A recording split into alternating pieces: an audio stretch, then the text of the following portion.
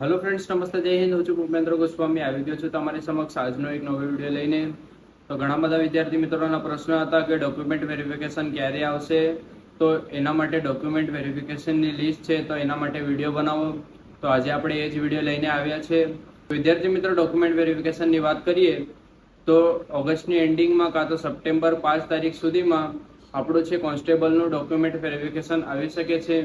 તો તમે કયા કયા ડોક્યુમેન્ટ છે એ રેડી રાખવાના છે, તો આજના વિડીયોમાં એ જ બધી ચર્ચા આપણે કરવાની છે. તો ચાલો સૌથી પહેલાં આપણે વિડીયો સ્ટાર્ટ કરીએ. તો એમાં સૌથી પહેલાં તમારી પાસે તમારું છે કોલ લેટર હોવું જોઈએ. તમારી પાસે વિદ્યાર્થી મિત્રો ટોટલ 2 કોલ લેટર હોવા જોઈએ. જેમાં સૌથી પ્રથમ છે તમારું જે રનિંગનું છે ગ્રાઉન્ડનું કોલ લેટર હતું, જે તમે ફિઝિકલ એક્ઝામ છે તમે ક્લિયર કર્યું છે એનું તમારે કોલ લેટર તમારી પાસે રાખવાનું છે. અને સાથે સાથે તમારે બીજો એક કોલ લેટર છે જે તમે હાલમાં પરીક્ષા આપી હતી કોન્સ્ટેબલની લેખિત એક્ઝામ, એનું પણ કોલ લેટર તમારી સાથે જે તમારે રાખવાનું છે અને માંગ્યા મુજબ રજૂ કરવાનું રહેશે. તો વિદ્યાર્થી મિત્રો, બીજી વસ્તુ છે તમારે ધોરણ 10ની અને ધોરણ 12ની માર્કશીટ તમારી પાસે ફરજિયાત રાખવી પડશે અને તે પણ માંગ્યા મુજબ છે તમારે રજૂ કરવાની રહેશે. અને વિદ્યાર્થી મિત્રો, પછી વાત કરીએ આપણે જે તમે ધોરણ 12 પાસ કર્યું હશે એના પછી જો તમને એલસી મળી હશે તો તમારે જે સ્કૂલ લિવિંગ સર્ટિફિકેટ છે એ તમારી સાથે રાખવાનું રહેશે અને તે ડોક્યુમેન્ટ વેરિફિકેશન કરતી વખતે તમારે રજૂ કરવાનું રહેશે. વિદ્યાર્થી મિત્રો, આઈડી પ્રૂફ તમારી પાસે હોવું જોઈએ, જેમાં તમે કોઈ પણ ડોક્યુમેન્ટ્સ સિલેક્ટ કરી શકો છો, જેવા કે આધાર કાર્ડ હોય કે તમારો પાન કાર્ડ હોય કે તમારો ચૂંટણી કાર્ડ હોય કે તમારો ડ્રાઇવિંગ લાયસન્સ પણ હોઈ શકે છે. તો આટલામાંથી તમે કોઈ પણ 1-2 ડોક્યુમેન્ટ્સ છે આઈડી પ્રૂફ માટે તમે તમારી પાસે જરૂરથી રાખી શકો છો અને જ્યાં તમને જરૂર પડશે ત્યાં તમને આપવાનું રહેશે. વિદ્યાર્થી મિત્રો, અન્ય વાત કરીએ તો તમારી પાસે છે 10 થી 12 જેટલા છે તમારા પાસપોર્ટ સાઇઝના ફોટા છે તમારે લઈને જવાના છે. જો તમે વધારે લઈને જશો તો પણ વાંધો નહીં, પણ ઓછા લઈને જ બિલકુલ બી નહીં જતા, જેથી કરીને ત્યાં તમને કોઈ પ્રોબ્લેમ નહીં પડે.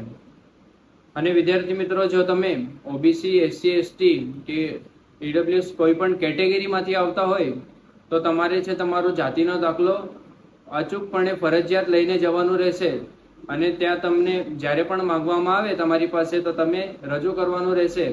અને જાતિના દાખલાની સાથે સાથે જો તમે ઓબીસી કેટેગરીમાંથી આવતા હોય તો તમે નોન ક્રિમિલિયર સર્ટિફિકેટ છે એ જરૂરથી લઈ જવાનું રહેશે. એના વગર છે તમારું ઓબીસી જાતિનું વેરિફિકેશન થશે નહીં, કારણ કે વિદ્યાર્થી મિત્રો, નોન ક્રિમિલિયર છે એ ફરજિયાત છે અને તમારે લઈને જવાનું રહેશે. અને જો વિદ્યાર્થી મિત્રો તમે ઈડબ્લ્યુએસ કેટેગરીમાંથી આવતા હોય તો તમે ઈડબ્લ્યુએસ કેટેગરીનો છે તમારો સર્ટિફિકેટ છે તમને એ લઈ જવાનું રહેશે અને માંગ્યા મુજબ ત્યાં રજૂ કરવાનું રહેશે.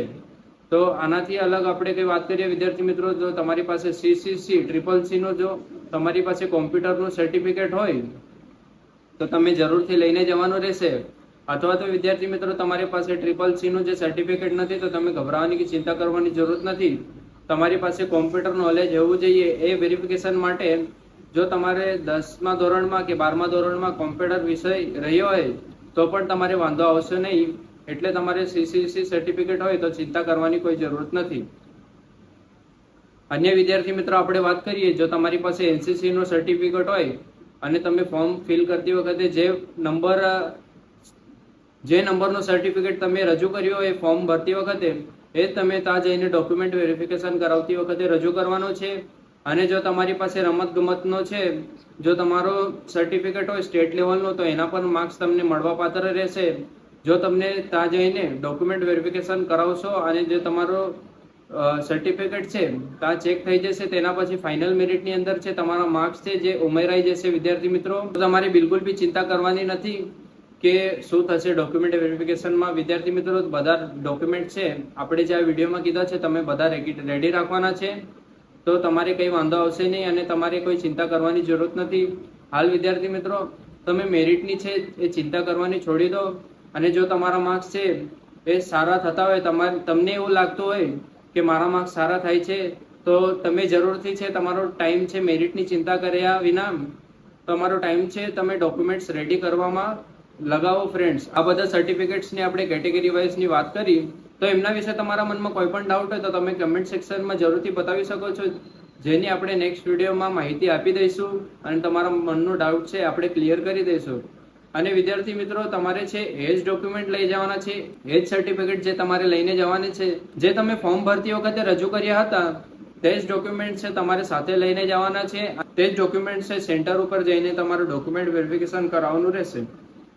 તો તમારા મનમાં અન્ય કોઈ પણ ડાઉટ ચાલતો હોય તો તમે કમેન્ટ સેક્શનની અંદર પૂછી શકો છો. અને આપણે ગયા વિડીયોમાં છે મેરિટની ચર્ચા છે વિગતે મૂકી દીધી છે. તો એ પ્રમાણે તમારા માર્ક્સ થતા હોય અથવા તો તમારા 100 પર માર્ક્સ થતા હોય તો તમે બિલકુલ ચિંતા ન કરો અને તમારા ડોક્યુમેન્ટ્સ રેડી કરવા તમે માંડો.